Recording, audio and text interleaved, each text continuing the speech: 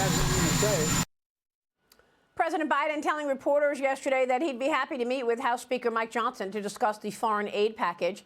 The Speaker's spokesperson writes this on X. We look forward to hearing from the White House when he will be available for a one-on-one meeting with the Speaker that the Speaker has requested for weeks. This as a bipartisan group of lawmakers are urging colleagues to back a modified foreign aid package now.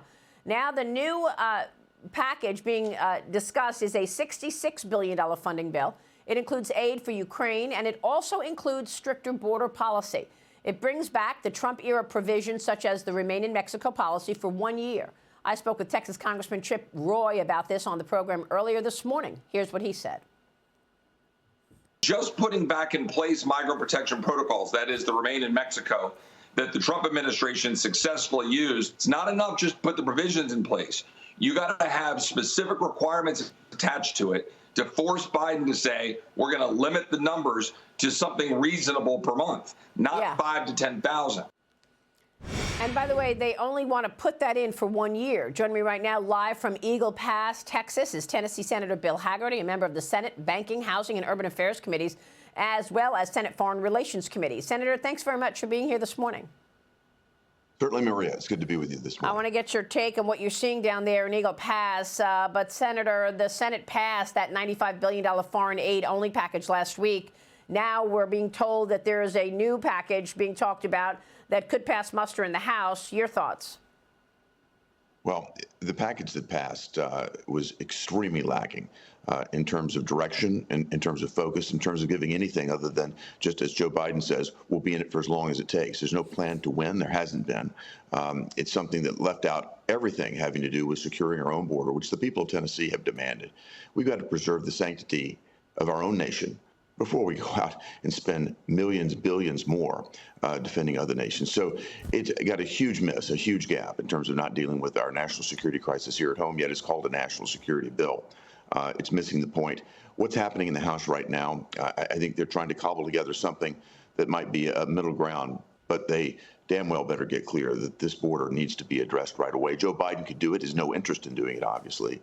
They put together a border bill, a border package, as they called it, would not allow us to amend it or fix it, up and down vote, and we go straight to Ukraine with no effort to fix the border. They were never serious about this. It's just a, quote, messaging bill for them so that they can have some of their more vulnerable members on record. So they won't allow amendments then? They won't allow you to change it in any way?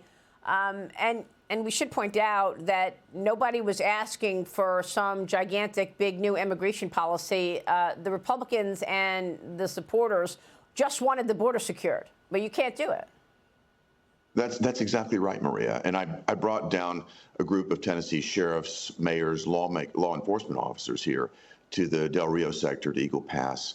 Yesterday, I'm here today, and we'll be back out today. We're sending the Tennessee National Guard to support Governor Abbott's effort here, Operation Lone Star, with his local DPS. We're going to be sending Tennessee National Guardsmen down here to support it. And what we've seen, what's very obvious, is if you enforce the law that's on the books, and the people that are coming across the Eagle Pass now are being arrested by the Texas DPS for trespassing, guess what's happened? They've stopped coming across. But what we've got to do, Tom Homan was very clear about the balloon effect. You've heard him discuss this. You've got to shut down the entire border, because when they shut it down here, they've got a rash of people coming through Arizona. They've lost control of the border. You've heard about all the Chinese entering California right now. We've got to secure the entirety of the border. Joe Biden has the tools to do it. He simply refuses to. And again, they put forward these, quote, messaging packages that would, frankly, if it were passed as written, would make the situation even worse. Well, the National Border Patrol Union is slamming President Biden, writing this on X. You own this catastrophic disaster at the border. You created it. You nursed it along. You encouraged it. You facilitated it. It's all yours. Don't run from it now like a coward.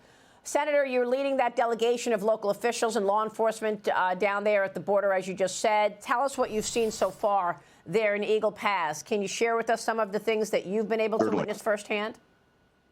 Well, talking about the Border Patrol, we met with the Vice President of the National Border Patrol Union. He's actually the president of the area right here in Del Rio sector. And he went through the numbers with us. They are just staggering in terms of the continued loss of control, the continued flow. It's an invasion at our southern border. But he also said this: once Texas stepped up and began to enforce the law, things have calmed down dramatically here. But his colleagues, as I said, in other parts of the border, again, if you look further to other parts just of Texas, or to Arizona, California, they're being crushed now with a deluge of people. When I met with Sheriff Coe, who I think our viewers can see on the screen now, he's the sheriff of Kinney County. He said something very interesting, and I think it's true. He said what he's seeing here today in Texas, the rest of the nation will see tomorrow. And we went on the ranch of a rancher, Martin Wall, last night, to see what's happening there. He's on a ranch that's between the river and the railroad. This is where the gotaways go. These are people that don't want to be caught. They're turning down the white glove service that the Biden administration is using to send people to New York City and put them up in hotels. These are bad people. What they're doing is they're cutting his fencing everywhere. He has not been able to run cattle for 3 years. They've destroyed his livelihood. He told me a story about walking into his living room, Maria. There were 20 adult males, all of them military age, he said, in his living room, in his kitchen. They ransacked his refrigerator. He told them to leave. They refused. He's just in a position where he can't believe that he's got to arm his children for them to go out on their own ranch. Yeah. People shouldn't have to live like this.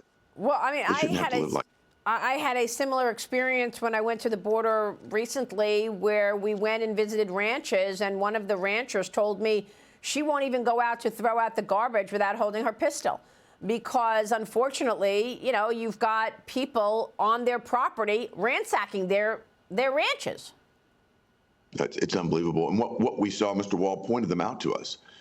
In the evenings, you can see these blinking blue lights. Those are comfort stations for the gotaways. Again, these are the bad guys. These are the military-age males that are coming through that don't want to be caught. They're comfort stations with phone chargers there. Why do they need phone chargers? Because the coyotes and the cartels help them navigate their way into America using pen drops. And our taxpayer dollars are going to support that. We're funding these comfort stations that are placed on his land and land all across the way as these, again, the worst of the worst, the gotaways, are moving across his ranch, moving across his property, trying to get onto trains and take themselves into the interior of America. And the motivation for this from the White House and this unwillingness to just secure the border, no strings attached, is what? What is the motivation? Because this morning I've been railing about this story of Kelly Wong. She is illegal. She's here apparently on a student visa. She's not an American citizen. She can't vote. But guess what? She's now on the board of the San Francisco Elections Commission. Okay? She was sworn in, and they did it in Chinese this week. It's just shocking. I put legislation forward. We actually had a New York Congresswoman on record saying that she needs these illegal aliens in order to preserve her district for redistricting purposes. This is about power at the end of the day. I think most Americans are shocked to find out that illegal aliens are counted in the allocation of congressional districts and in the allocation of electoral votes. That's why this is happening. Otherwise, you think about the mass exodus from California, from New York, from Illinois, these blue states that have sanctuary cities now located in them, that, New York City, Chicago, LA, San Francisco. These mayors are complaining, but they're not changing their policy on sanctuary cities because they don't want to lose their electoral power. They don't want to lose electoral votes. In fact, they're gaining them at the expense of states like my own in Tennessee because of these illegal aliens that are being counted and beefing up their numbers. Unbelievable. Senator, we'll be watching your work. Thanks very much for being here and for going to the border to show us firsthand. Bill Hagerty this morning in Eagle Pass, Texas.